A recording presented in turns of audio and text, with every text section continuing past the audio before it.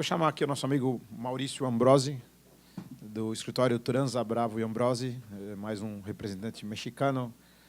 Eles terão o prazer de falar dos dois do mesmo país sobre os dois temas, porque acho que tamanha a importância e tamanho a proximidade do México com os Estados Unidos, eu acho que essa pode trazer algumas informações importantes sobre o intercâmbio de informações para fins tributários e, especialmente, acho que queria que você falasse um pouquinho sobre o que o FATCA mudou um pouco na vida do México, enfim, das relações mexicanas com os Estados Unidos, especialmente. Obrigado, Maurício.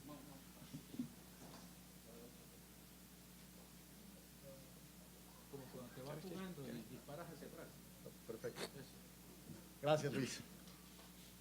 Bueno, la primera idea que yo les quisiera transmitir es: México es un early adopter de prácticamente todo lo que propone la OECD. Tenemos CFC Rules, tenemos Transfer Pricing Rules desde hace mucho tiempo, tenemos reglas de capitalización delgada, el Country by Country Report se adoptó incluso antes de que fuera aprobado por la OECD y ya tenemos las reglas y ya se van a presentar la información bajo ciertas peculiaridades que México, en esa creatividad que a veces tenemos, le metieron algunos ajustes, pero la idea es, hemos ido adoptando todas las ideas que nos propone la OECD.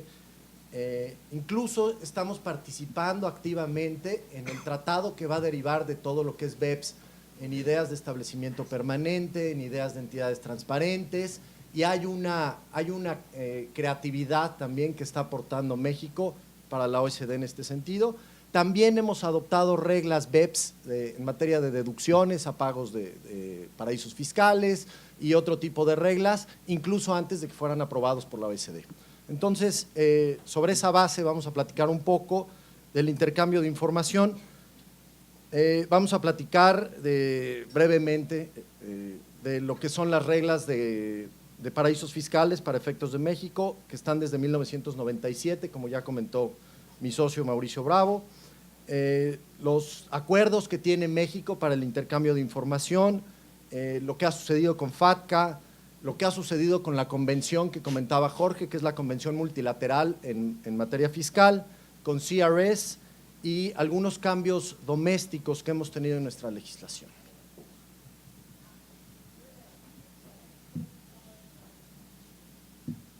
El primer tema, ¿qué es un paraíso fiscal para efectos mexicanos?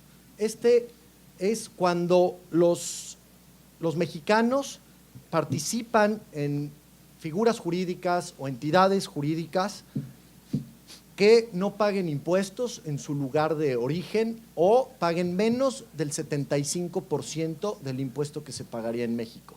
Esta regla ha ido evolucionando en México y ha quedado hasta hoy, está así. Empezó conforme a lo que era la lista negra y después dijeron, no, pues es que hay países que no están en la lista negra, pero que no están pagando impuestos como debieran de pagar. Entonces, ¿qué es lo que sucede? Dicen, bueno, pues vamos a crear esta regla del 75%. Algunos países aplican reglas similares, pero bueno, ahí hay un poco de esa creatividad mexicana. ¿Qué implica tener un paraíso fiscal? Bueno, es la anticipación del ingreso antes de que me lo distribuyan. Entonces, tengo que cumplir con esa obligación de pago y a su vez también tengo que presentar una declaración informativa cada año y después vamos a ver algunas peculiaridades de esta declaración informativa. Es en febrero del año siguiente al que concluye. ¿Y qué pasa si no la presento? Bueno, si no la presento es incluso un delito. Entonces, ahí hay que cuidar varios temas y se han venido cuidando varios temas en relación con esta presentación de esta declaración informativa. Entonces, tenemos dos obligaciones, la de pago anticipado antes de que me distribuyan y la declaración informativa. Hay ciertas reglas que me evitan tener un paraíso fiscal, aun cuando se concreten estos requisitos, como la ausencia de control. ¿Qué es la ausencia de control? Bueno, la ausencia de control es no tener la capacidad de decidir la distribución de los ingresos de la entidad que tiene que recibió los ingresos. Si yo no tengo ese control sobre la entidad, entonces no voy a tener un paraíso fiscal. En materia de intercambio de información, primero pongo el antecedente de qué es un paraíso fiscal y luego entramos a intercambio de información. ¿Qué es lo primero que tenemos? Bueno, pues hemos firmado, México tiene aproximadamente una red de tratados de más o menos 70 tratados, entre tratados de doble imposición y tratados para el intercambio de información, bajo 3 parámetros distintos. Primero, bajo un parámetro inicial de la OECD, y bajo ese parámetro tenemos tratados como con Estados Unidos, Bermuda, Costa Rica, Isla del Hombre. También tenemos tratados bajo otro formato, que es el artículo 26 del modelo convenio de la OECD, como es con Canadá, Reino Unido, Chile, Panamá, Colombia, Ecuador y un sinnúmero de países. Y posteriormente, conforme a la Convención Multilateral de Asistencia Mutua en asuntos fiscales, como es el caso de Colombia, Francia, Argentina, Alemania. Entonces tenemos un sinnúmero de tratados, se ha hecho un esfuerzo importante por seguir celebrando tratados. Ahora, con la Convención Multilateral que vamos a referir y que ya refirió Jorge a detalle, ahí pues hemos adquirido obligaciones de intercambio de información con muchos países con los que no teníamos un tratado bilateral. ¿Qué ha pasado con FATCA? FATCA entra en vigor en México en el 2012 a través del acuerdo de implementación con Estados Unidos, que fue por algunos errores técnicos, fue sustituido en 2014, y se lleva a cabo el primer intercambio de información con Estados Unidos, con residentes mexicanos con cuentas en Estados Unidos. ¿Qué dice este primer reporte que se lleva a cabo en el 2015? En este primer reporte salen 174,000 mexicanos residentes en México con inversiones financieras en Estados Unidos. ¿Qué ha hecho el fisco mexicano? Ahí salieron nombres de mucha gente que creíamos que no iban a tocar, y todavía seguimos pensando que no se van a tocar, pero ya empezaron las primeras auditorías a esos que sí se pueden tocar. Entonces, ya empezaron, no sabemos todavía en qué van a concluir, pero ya se empezó a pedir información. ¿Bajo qué argumento? Suena sospechoso. Ese es el único argumento que ha dicho el fisco mexicano, y dice, como a mí me suena sospechoso, entonces voy a empezar a auditar. Y entonces ya están en ese proceso. Lo que me gustaría que nos lleváramos es que esa información que ha fluido de Estados Unidos ya empezó a tener efectos, y ya estamos avanzando en esas auditorías, y el fisco mexicano ya se está cuestionando cuál es el origen de esos recursos, si se pagaron o no impuestos por los rendimientos de estas cuentas, y entonces tendremos noticias próximamente y veremos cómo se va desarrollando. Otro de los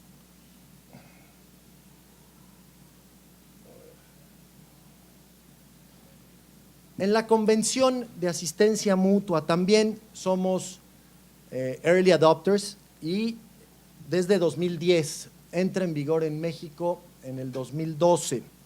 Actualmente, como ya mencionaba Erika, tenemos 103 miembros ya de esta convención. Alguien preguntaba hace unos momentos qué efecto ha tenido. Hasta lo que es de nuestro conocimiento, sí, ya empieza a haber este intercambio de información. Sin embargo, no hay un efecto concreto de auditorías, no tenemos conocimiento de que ya se haya presentado alguna auditoría respecto de la Convención de Asistencia Mutua. Los beneficios, nosotros no generamos ninguna reserva, como sí lo hizo Uruguay, y tenemos nos estamos acogiendo a todo lo que implica, que ya comentaba Jorge, es las auditorías simultáneas por 2 países, el intercambio automático, también nos estamos acogiendo a eso, y bueno, y todo el que se vaya sumando a esta convención, pues entonces vamos a poder intercambiar información con ellos. Entonces, también somos parte de esto, y reitero, no ha habido efectos hasta ahora, es nueva, es relativamente nueva, entonces esperamos que se presenten efectos en fechas próximas. El CRS, respecto del CRS, ¿qué tenemos en México? se adopta en el 2014. Como saben, a diferencia de FATCA, FATCA reporta únicamente los ingresos de cuentas financieras, de cuentas bancarias, y en el CRS se reporta hasta el último beneficiario, que esto ha puesto a temblar a muchos mexicanos, porque alguien decía, si meto varias capas, pues nadie va a saber nada de mí. Pero a través de CRS sí se presenta este efecto, a diferencia de FATCA, y México ya adoptó CRS. Él va a proveer información en septiembre de 17, al igual que Argentina, Alemania, Colombia, y en septiembre de 2018, como ya todos saben, Chile, Canadá, Suiza, otros países. Estados Unidos ha generado un tema de incertidumbre. ¿Qué va a pasar con Estados Unidos? Que le daría un poco más de potencia a esto, pero está pendiente todavía y veamos las decisiones que se van tomando. Lo que tengo entendido es que hay ciertas modificaciones a nivel legislativo en Estados Unidos para meterle un poquito de dientes, por decirlo de alguna manera, a FATCA. Y entonces que FATCA pueda llegar tan lejos como puede llegar CRS. Pero todavía está pendiente y veremos los ajustes que puedan surgir. Aquí, ¿qué implica el CRS? Es un intercambio automático y entonces pues veremos también cómo empieza a fluir esta información y creemos que puede ser relevante toda la información que pueda venir. Hay un congreso que se va a llevar a cabo en México en diciembre de 2016 respecto de los avances de CRS, y este congreso va a ser en México, entonces vamos a ser anfitriones de muchas autoridades a nivel mundial y veremos cómo va avanzando esto. Todavía está pendiente de temas de implementación, hay algunas dudas y poco a poco se va a ir adaptando cómo se va presentando el tema. Temas prácticos que han surgido. ¿Qué pasó con el Swiss Leaks? En los Swiss Leaks aparecen 2.642 mexicanos involucrados, veo risas, son bastantes. ¿Qué ha sucedido fuera del nerviosismo? Un nerviosismo entre muchísima gente y eso ha sido increíble, ver los rostros cuando llegan y se le acercan al asesor fiscal y le dicen, tengo un pequeño pecado, no he pagado impuestos.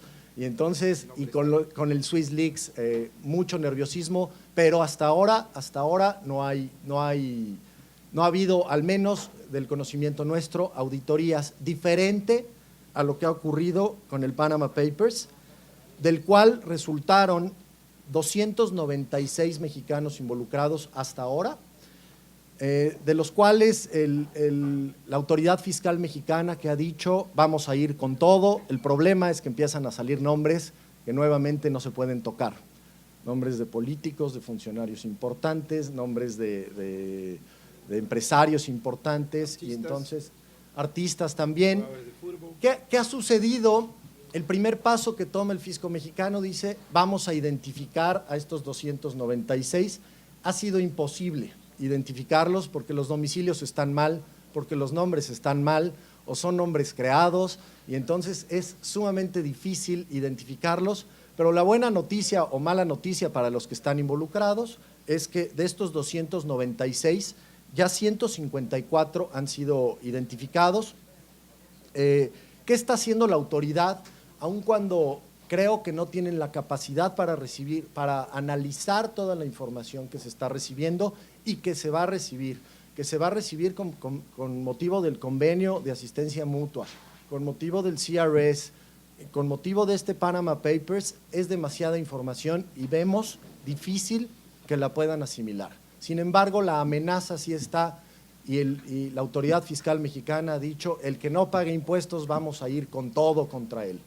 Ya veremos qué sucede. Ya empezaron, ahí un punto importante es que ya empezaron algunas auditorías e incluso tenemos conocimiento de las personas que están siendo auditadas.